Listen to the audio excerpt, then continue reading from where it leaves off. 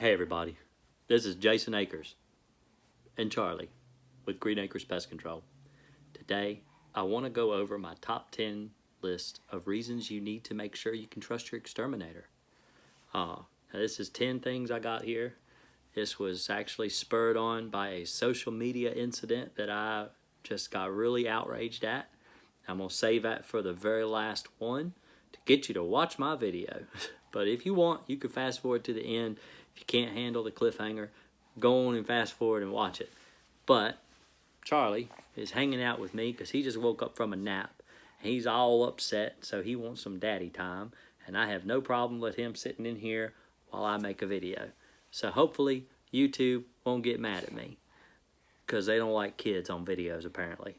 But let's talk about lawn care. Well, first, let me tell you, if you like the video, give me a thumbs up. If you really like the video, subscribe, because Charlie likes people subscribing to the channel. But if you don't like it, then thumbs me down and tell me why in the comments below. Or if you have any lists things you want to add to this list, please, by all means, do that. You're trying to get on that video, aren't you? Lawn care pest control is not licensed. So a lot of your local lawn care guys, your smaller businesses, may not even be licensed to do pest control on your yard. They may not know what they're doing as far as chemical on the yard because they're coming out, they're doing, landscaping, they're doing, maybe spreading mulch around. They may be going out and putting fertilizer on the yard. That's fine. That's lawn care stuff. That's what they're supposed to do. As soon as they start using a chemical to kill ticks or mosquitoes, they better be licensed to do it because in the state of Virginia, they could lose their business doing stuff like that. The charges are astronomical for breaking that law. So make sure your lawn care guy is actually licensed to do pest control. Because if they're not, they could be getting in big trouble. He's a ham. Number 9, the misapplication of pesticides inside your home. Are the pesticides that your exterminator using in your home, are they actually licensed to be used inside your house? He is really, he's awake now. There are chemicals that are only labeled to be used outdoors. There are chemicals only labeled to be used indoors. Does your guy, how long has he been working as a pest control technician? How long? That's important. Because if your guy is new, he may not know what he's using. He may be using the same thing on the outside as he is on the inside. Some chemicals, they can be used that way. Not all chemicals, though. So make sure your guy actually knows what he's doing. Ask for labels. They're supposed to provide you with labels. In Virginia, I have to provide my customers with all the chemicals that I use. It's the law. So is he even treating your home at all? So this is number 8. Is he treating your home? So, or she. Last year or the year before, True Green went out and they parked in the driveway. The guy sat there for 15 minutes. The Ring little doorbell thing caught the guy. Never got out of the truck. Billed him as if he did the job. Left in 15 minutes. Because his GPS said he was there. So he must have been there doing the job. But he didn't. He just left. Never came back. Never did the job. There's litigation in court over it and everything. Is your guy doing you the same way? I had a lady that switched from the exterminator she had for over 10 years and switched to me because the guy was lying to her and he was coming out there saying he was doing her house. He would come out, put the bill in the door, and leave. It happens in this industry. It happens in lawn care industries. It happens in exterminating industries. It happens in maid service industries. It happens all over. Are they doing their job? Number 7, are they harming your pet? I had an exterminator that admitted to me that when a mean dog would come up towards him, I'm not sure he I would... understand. Oh, Siri, are you messing with my watch? Siri decided she wanted to talk. But because Charlie's messing with my watch. But anyway, I had an exterminator that told me that whenever he would have a dog that would come up to him, a mean dog, let me just do hold on just a minute here. But now, boy, look here. You messing with my watch. All these people. Yeah, it's interesting, isn't it? Okay, so he said he would spray the dog in the face He's like, that chemical hurts when it gets in your eyes. They'll leave you alone. You just spray them in the eyes. Do you think it's legal to spray pesticide on a pet, on a cat, on a dog, or a gerbil, or whatever? No, it's not. It's illegal to spray someone's animal with pesticide. If you're not a veterinarian, you don't need to be putting any kind of chemical on anybody's pet. That's illegal. Now, I know another guy, though, that when the dog came at him, he took his flashlight and held it up, and the dog was jumping for his neck, so he held the flashlight like this, and the dog bit his flashlight, and it hurt the dog, but it was self-defense. That's different than spraying a dog with chemical. You don't spray a dog with chemical. How did you figure out how to do that, son? Babies are smarter than people, I'm telling you. But anyway, I would never spray somebody's dog. My son, my oldest son, he's 15 years old. He goes with me, and I'm teaching him how to do this. I was 6 when I started this line of work because I'm second generation. He's third generation pest control technician. He goes with me to help me on my routes and to learn how to do this kind of work. There was a pit bull that was released out of the home and went right for him and bit his shoe, and he just told the dog, "Shoo, go on away from here." And I said, "Well, Rory, weren't you scared?" He's like, "No, a dog's just doing his job. He ain't mean. He's just being a good dog." And I'm thinking, it wouldn't be a good dog if he bit me. I don't want the dog to bite me, even if it is just my shoe. But that dog never has messed with him since. He's a dog whisperer. All the doggies love him. It don't matter how mean they are to everybody else. They love my son. But he don't hurt the dog. The point is you don't have to be mean to somebody's pet. And you really shouldn't be. Rendezvous. Now this, I say this is in the middle. It's in the middle. I have a friend who owns a property at a golf course. Now, at this golf course, people use it as like a vacation rental. Not everybody is using the house. So, like the houses in the neighborhood, it's like people come there and stay for like a week, and they may be there for, 3 or 4 days, and then they go home, and then they may come there for another couple weeks or whatever.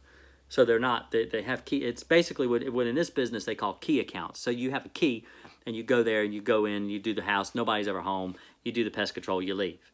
Well, this guy's got key accounts. He's going in, and he's bringing his girlfriends, and he's using their house for, extracurricular activities, try to keep it G-rated. Is your exterminator doing that? Can you trust that your exterminator isn't?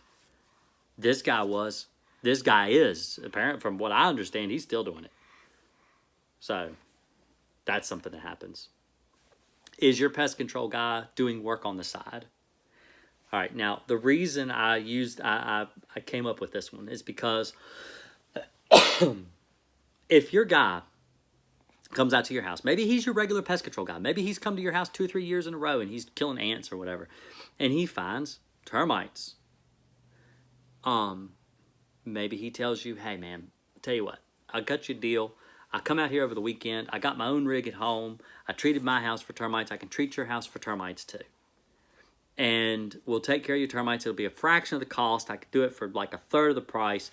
And, I'll treat you right. You won't be able to get anybody else cheaper than me." And he comes out and he treats your house for termites. Can you even trust that he's using the right chemical? What if he's stealing from the company he's working for to do this work on the side? Is he? Because the thing about pest control is your license is attached to your business. So my pest control license is attached to my business license, which is attached to my insurance and everything. So if he's coming out to your house doing work on the side, he's not insured, he's not licensed, he's doing pest control work on the side, and he's not licensed or insured. What if he makes a mistake? What if he busts a water pipe? What if he fills your well full of Termidor? Because the well's too close to the house, and he pumps chemical all in the ground and floods your well and poisons your well water, and who knows how many other people down the aquifer. That's a horrible thing that has happened in the past. That could happen to you if you're hiring pest control on the side. Don't hire pest control on the side. It's not good for you or anybody else involved. What happens when your pest control guy is watering down pesticides? Now, there's a company nearby here that it's local. I'm not going to say the name. Don't eat my watch. It's not edible. I let you play with it. Don't eat it. It's not. It's just a watch. All right. So, sorry. He's a good boy. There's a company local to me where they're a big name brand business. I'm not going to say who it is, but they only give their techs how much chemical they need to use in a day. And so let's say I worked for this company and I have 10 stops. My very first stop has problems with ants, and I need to do a little something extra around the outside of the home to get rid of the ants. Maybe they're coming in through a soffit, maybe an area that I don't normally treat, and I have to treat it to stop these ants. I mean, that's what they're hiring me to do, is to kill the ants in their house. The second person I go to is fine, but the third person has problems with crickets. So I have to treat the basement in a special spot or something that I normally don't do, but I got to do this. Even if it's an upcharge, all right? It's not something I'm normally contracted to do, but I have to do it because the guy wants me to do it, and it's an upcharge or whatever. By the time I get to like the 10th, 9th, 10th stop, I don't have enough chemical to do the house. What do? What do these guys do? They add water to the tank. They water down the pesticide.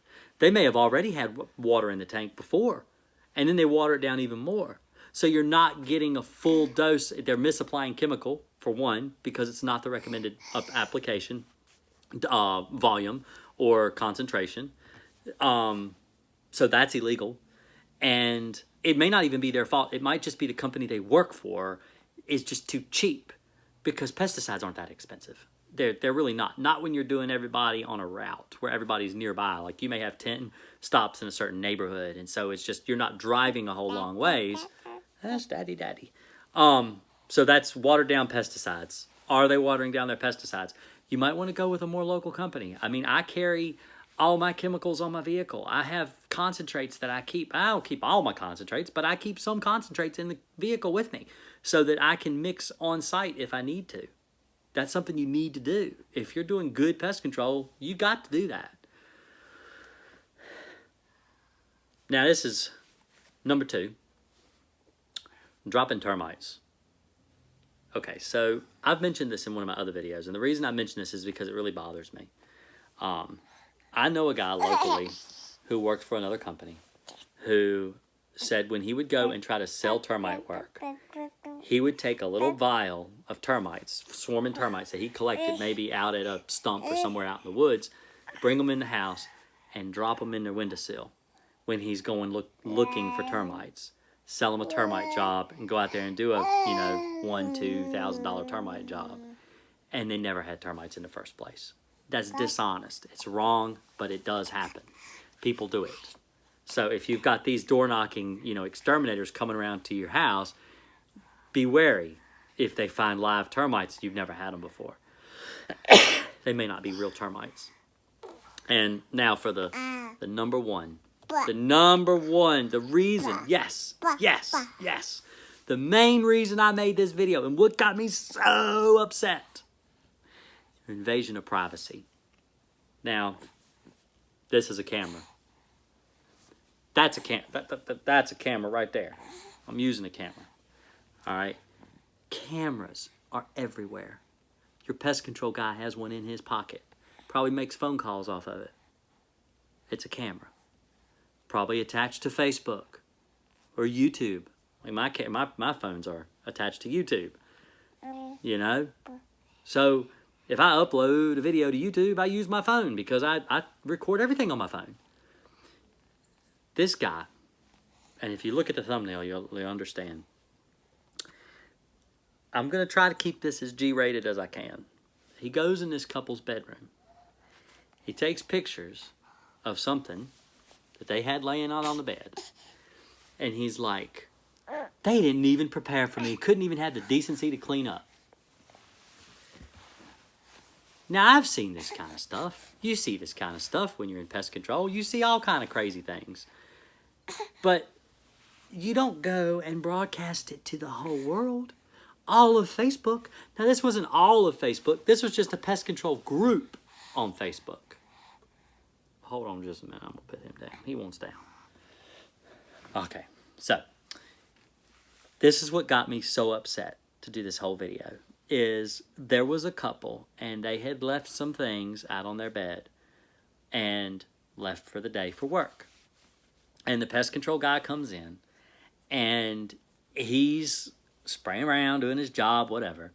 And he goes in their bedroom and he sees these things laying out on the bed. And so he decides to just go into the and take pictures. And then post them to a public forum. Well, it's private. It's a private forum full of like over 2,000 pest control guys. There's a lot of people there. And he posts it there. And all these people are commenting, oh, yeah, I can't believe it. Oh, man, you'd be surprised what I've seen. Man, I've seen everything. You should see the kind of swings and stuff I've seen in people's house and stuff. And so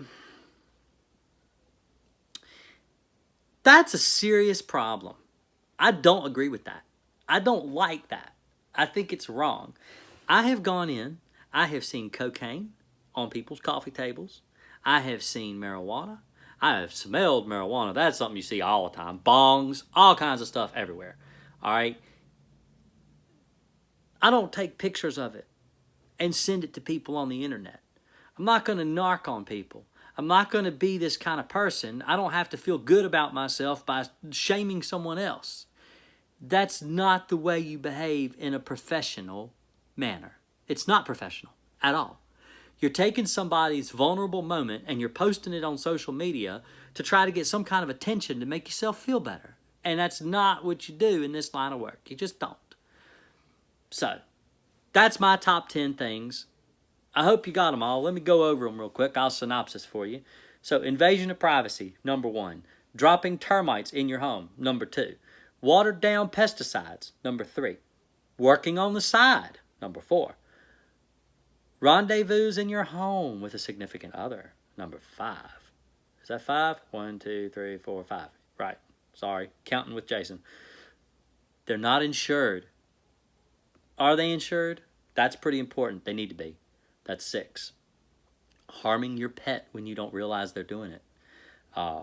And to go back on this, I have heard of people actually kicking dogs and cats, and that can kill an animal.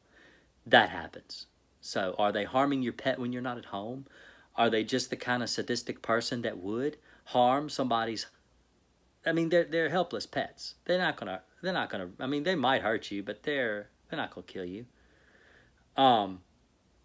Maybe they're not treating your home at all. That's number 7. The misapplication of pesticide inside your home. Are they even using labeled product in your home? Are they using what they're supposed to? A guy got closed down in Virginia for using malathion in a school. And malathion is something they use to spray crop dust fields. Not supposed to use that inside a school, you know. And is your lawn care control licensed to actually do pest control? Because a lot of lawn care professionals aren't.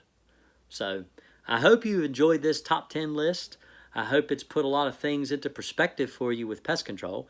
I know I'm pest control, but, you know, I don't do any of these things. You don't have to believe me, but I don't. It's just stories I've heard. And I thought I would repeat it. And I know it's probably going to get everybody all upset, especially in my industry. They're like, I can't believe you're saying that. Nobody's going to trust pest control ever. No, I'm saying it because I think the pest control field needs to change. I think there's things that really do need to change in this industry. People need to treat other people with respect. And so hopefully this has been an eye-opening video that has given a lot of you some insight on this world. I hope you like Charlie. He was kind of upset, wanted to sit in here with me. Now he's going off playing with his brother and sister. But you guys have a really great day. I really appreciate it. And if you liked the video, give me a thumbs up. If you didn't like it, give me a thumbs down. Tell me why you didn't like it. If you have any suggestions too, if you have things you'd like to add to this list, leave it in the comments below. I like to know. I enjoy talking too much. So I'm thinking about actually releasing this video over the weekend. I have another video coming about bed bugs on Valentine's Day. That's coming Thursday, February, the first Thursday in February, because it's about a week before Valentine's Day. So look forward to it. I'm going to put this one out probably Sunday or Saturday over the weekend. Not sure. It sounds like somebody's fighting. Y'all have a good day. I'll see you later.